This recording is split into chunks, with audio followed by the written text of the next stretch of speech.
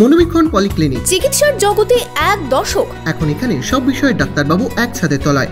Phone করুন 7477799515 এই নম্বরে।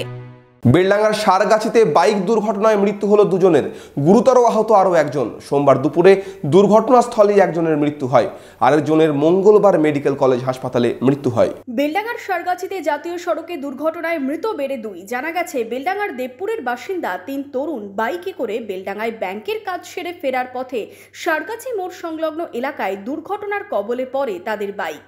ঘটনাস্থলেই প্রাণ যায় ইয়াসিন শেখের। গুরুতর আহত অবস্থায় বাকি দুজনকে মুর্শিদাবাদ মেডিকেল কলেজ হাসপাতালে স্থানান্তরিত করা হলে সন্ধ্যায় মৃত্যু হয় নূরজামান শেখের। আপনার ব্যাংকে টাকা তুলতে যাচ্ছিল, টাকা তোলার পরে ওনারা একটু ভাবতে গেছিল, ভাবতে থেকে ফিরে আসার পরে আমাদের স্কুলের গাড়ি, যেটাকে ভ্যান গাড়ি বলছে, ওই গাড়ির সঙ্গে অ্যাক্সিডেন্ট হয়ে 3 জনের মধ্যে একজন স্পট ডেড আর একজন হসপিটালে ভর্তি হওয়ার পরে আনুমানিক 6টার টাইমে মারা গেছে। দুর্ঘটনার সময় কারো মাথায় হেলমেট না থাকায় এই ঘটনা ঘটে। এই ঘটনায় শোকের ছায়া নেমে এসেছে তাদের পরিবার জুড়ে।